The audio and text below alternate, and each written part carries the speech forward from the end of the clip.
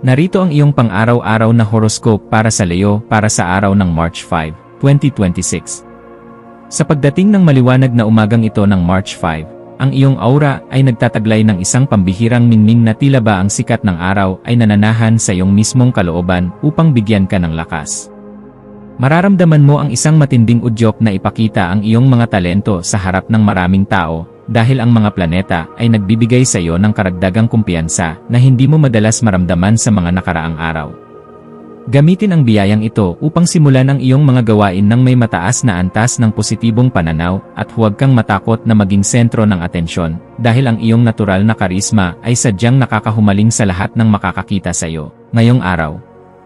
Pagdating sa iyong karera at mga tungkulin sa trabaho, ang petsang ito ay nagdadala ng isang mahalagang pagkakataon kung saan ang iyong kakayahan sa pamumuno ay lubos na mapapansin ng iyong mga nakatataas at maging ng iyong mga kasamahan.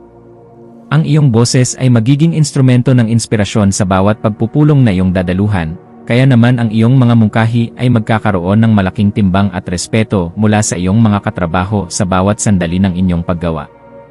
Huwag kang mag-atubiling ipakita ang iyong husay sa paggawa ng mga malikhaing desisyon dahil ang iyong pananaw ay nasa rurok ng pagiging epektibo at ang iyong mga kontribusyon ay magsisilbing pundasyon para sa tagumpay ng inyong buong organisasyon. Sa usaping pananalapi, ang araw na ito ay humihingi ng isang matalinong pagsusuri sa iyong mga gastusin, lalo na sa mga bagay na may kinalaman sa iyong mga luho o mga gamit na nagpapakita ng iyong katayuan sa buhay upang masiguro na ang iyong pondo ay matatag. Maaaring may lumitaw na oportunidad para sa isang investment na may kinalaman sa sining o entertainment, ngunit kailangan mong maging mabusisi sa bawat detalye bago ka maglabas ng iyong pinaghirapang kita sa mga taong hindi mo pa lubos na nakikilala. Ang pagiging masinop sa iyong mga transaksyon at ang paglalaan ng sapat na bahagi ng iyong pera para sa iyong mga hinaharap na adhikain ay magbibigay sa iyo ng kapanatagan na kailangan mo upang mapangalagaan ang iyong yaman. Ang aspeto ng pag-ibig at pakikipag-ugnayan ay nasa isang yugto ng matinding pasyon at romantikong koneksyon kung saan ang iyong puso ay naghahangad ng isang relasyon na puno ng sapat na paghanga at suporta sa iyong mga pangarap.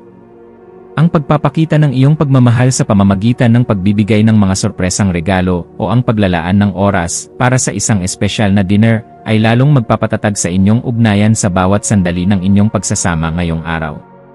Para sa mga naghahanap pa ng makakasama, ang iyong pagiging marangal at ang iyong masayahing disposisyon sa pakikitungo sa lahat ay magsisilbing magnet para sa mga taong naghahangad ng isang partner na may malakas na karakter at hindi sumusuko sa mga hamon. Ang iyong kalusugan ay dapat maging isa sa iyong mga pangunahing prioridad sa pamamagitan ng pagbibigay ng sapat na atensyon sa iyong puso at sa iyong likod na maaaring makaramdam ng pagod dahil sa iyong matinding pagkilos sa maghapon. Ang iyong katawan ay humihiling ng sapat na pahinga mula sa ingay ng paligid at mga pagkaing nagbibigay ng likas na sigla upang mapanatili ang iyong ningning habang tinatapos mo ang iyong mga obligasyon ng may sapat na kagaanan ng loob. Ang pagsasagawa ng mga ehersisyong nagpapabuti sa iyong sirkulasyon o simpleng paglalakad sa ilalim ng umagang sikat ng araw ay makakatulong upang mailabas ang mga negatibong vibes at mapalitan ito ng sariwang inspirasyon na magpapatatag sa iyong buong sistema.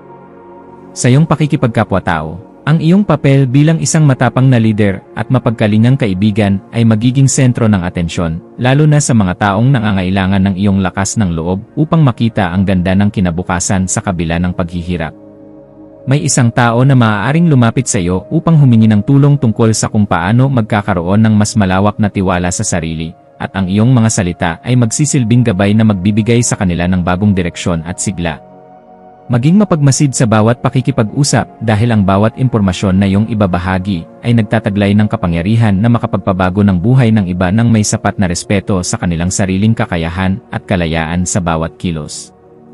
Ang iyong malikhaing isipan ay magkakaroon ng pambihirang kislap sa hapon, lalo na sa mga gawaing may kinalaman sa sining, pagtatanghal, o anumang paraan ng pagpapahayag na nagpapakita ng iyong pagiging orihinal at mapanuri sa bawat aspeto ng sining sa buhay. Huwag mong limitahan ang iyong sarili sa mga nakagawiang pamamaraan lamang, bagkus ay subukan ang mga makabagong estilo na magpapakita ng iyong galing habang pinapanatili ang kalidad at dangal ng iyong mga gawa para sa iyong sariling kagalakan. Ang pagbuo ng isang bagay na may layuning magbigay ng kagaanan at inspirasyon sa nakararami ay nagbibigay sa iyo ng ganap na tagumpay na sadyang napakahalaga para sa iyong emosyonal na pag-unlad bilang isang mahusay na individual. Para sa pamilya, asahan ang isang kaganapan sa loob ng tahanan na mangangailangan ng iyong pagiging mahinahon upang maging maayos ang takbo ng inyong samahan sa kabila ng mga posibleng tensyon tungkol sa mga desisyong kailangang gawin sa lalong madaling panahon. Ang iyong presensya ay magbibigay ng kagaanan dahil kaya mong magpaliwanag sa paraang lohikal at may sapat na pagkilala sa pangangailangan ng bawat miyembro ng iyong pamilya sa bawat oras ng inyong pagsasama-sama sa loob ng bahay. Maging mapagpatawad sa mga pagkukulang ng iyong mga mahal sa buhay at maging isang gabay na laging handang protektahan ang kanilang kaligayahan dahil ang matatag na pundasyon sa loob ng tahanan ang tunay na lakas na magtataguyod sa iyo. Ang iyong intuwisyon ay magsisilbing isang matalas na kumpas sa pagpapasya tungkol sa isang bagong oportunidad na may kinalaman sa iyong personal na paglago o sa pagpapaganda ng iyong sariling kasanayan sa pakikipag-ugnayan sa malalaking grupo. Kung may nararamdamang udyok na ayusin ang iyong pisikal na anyo o bumili ng mga gamit na magpapalabas ng iyong tunay na kagandahan, gawin ito ngayon dahil ang daloy ng enerhiya ay pabor sa mga gawaing nagdadala ng bagong simula. Ang iyong panloob na boses ay malakas na nagpapaalala na handa ka na para sa isang mas mataas na antas ng kaganapan sa iyong pagkatao. Kaya pakinggan ito, at huwag hayaang ang mga alinlangan ay humadlang sa iyong asenso patungo sa tagumpay. Sa aspeto ng edukasyon at pagkuha ng karunungan, ang iyong isipan ay magiging kasing talas ng isang kidlat na handang unawain ang bawat komplikadong impormasyon upang mahanap ang pinakaugat ng katotohanan sa iyong mga pinag-aralan ngayong araw. Gamitin ang panahong ito upang magbasa ng mga materyales na magpapalawak ng iyong pangunawa sa mga usaping may kinalaman sa sikolohiya ng tao o sa mga bagong pamamaraan ng pamamahala dahil ang mga ito ay sadyang makakatulong sa iyo. Ang bawat impormasyon na iyong matututunan ay magsisilbing hiya sa iyong isipan, kaya huwag kang titigil sa paghahanap ng liwanag hanggang sa marating mo ang ganap na kalinawan na iyong matagal nang hinahanap para sa iyong seguridad. Iwasan ang pagiging masyadong dominante sa iyong pakikipag-usap upang hindi ka makagawa ng maling impresyon sa mga taong nais lamang makipagtulungan sa iyo nang may malinis na hangarin sa bawat sandali ng inyong pakikipag-ugnayan. Ang pagpapanatili ng isang balanse sa pagitan ng iyong kapangyarihan at ng iyong pagiging mahinahon sa pakikitungo sa damdamin ng iba ay isang kasanayan na dapat mong pagtuunan ng pansin ngayong araw upang mas lalo kang irespeto ng lahat. Ang pagpili sa kung ano ang nakakabuti sa iyong pangmatagalang mitiin nang hindi isinasakripisyo ang iyong mga prinsipyo ay magbibigay sa iyo ng mas mabilis na resulta at mas malalim na kagalakan sa bawat sandali ng iyong pagkilos. Ang iyong espiritual na aspeto ay nangangailangan din ng pagkalinga sa pamamagitan ng paghahanap ng sandali ng katahimikan sa gitna ng iyong abalang schedule upang muling makakonekta sa iyong panloob na lakas na nagbibigay ng direksyon. Ang pagninilay-nilay tungkol sa iyong mga tunay na hangarin ay magbibigay sa iyo ng sagot kung bakit kailangan mong maging matatag at kung paano mo magagamit ang iyong talino para sa kabutihan ng iyong sarili at ng iyong kapwa-tao. Ang pagpapasalamat sa bawat biyaya, maliit man o malaki, na iyong natatanggap ay magbubukas ng pinto para sa mas marami pang milagro, kaya panatilihin ang iyong integridad at ang iyong pagiging marangal sa lahat ng pagkakataon na ibinibigay sa iyo. Maging mapagmasid sa mga dokumento, email, o mga mensaheng iyong matatanggap ngayong hapon, at siguraduhin na naintindihan mo ang bawat detalye bago ka magbigay ng iyong pagsang-ayon upang maiwasan ang anumang aberya sa iyong mga transaksyon. Ang paghingi ng payo sa mga taong may sapat na karanasan o sa iyong mga mentor ay isang matalinong hakbang na dapat mong gawin upang maprotektahan ang iyong mga interes at ang iyong pinaghirapan sa loob ng mahabang panahon. Ang pag-iingat sa ganitong mga usapin ay magbibigay sa iyo ng kapanatagan na ang iyong mga hakbang ay nasa loob ng katuwiran at hindi ka malalagay sa alanganin dahil lamang sa kakulangan sa mabusising pagsusuri ng bawat datos.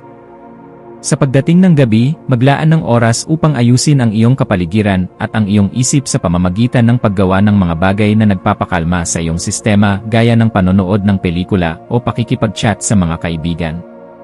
Ang kaayusan sa iyong kapaligiran ay direktang nakakaapekto sa iyong pakiramdam. Kaya ang pagliligpit ng iyong mga kagamitan at ang pag-aayos ng iyong kwarto ay makakatulong upang maalis ang mga tensyon sa iyong isipan na dulot ng sobrang pagpapakapagod. Ang pagpapasalamat sa bawat tagumpay na iyong nakamit sa araw na ito ay magpapanatili sa iyong positibong disposisyon na siyang magsisilbing magnet para sa mas magagandang balita na darating sa iyong pintuan bukas para sa iyong patuloy na ikaunlad. Bilang huling payo para sa iyo, laging tandaan na ang tunay na lakas ay matatagpuan sa pagkakaroon ng isang mapayapang puso na laging handang umunawa sa sarili at sa ibang tao nang may sapat na pagmamahal sa bawat sandali.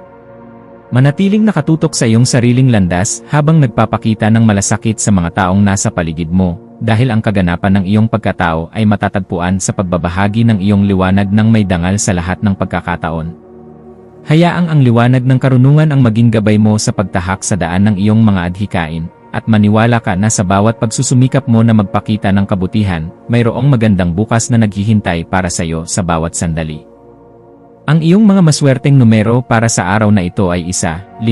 at 19. Ang iyong maswerteng kulay ay ginto o maliwanag na dilaw na sumisimbolo sa tagumpay at kasiglahan. At ang maswerteng gawain para sa araw na ito ay ang pagtanggap ng papuri ng may pagpapakumbaba, ang pagsusuot ng iyong paboritong damit na nagbibigay ng kumpiyansa, o ang pag-organisa ng isang maliit na pagtitipon upang ipagdiwang ang isang maliit na tagumpay kasama ang mga taong tunay na nagmamahal sa iyo.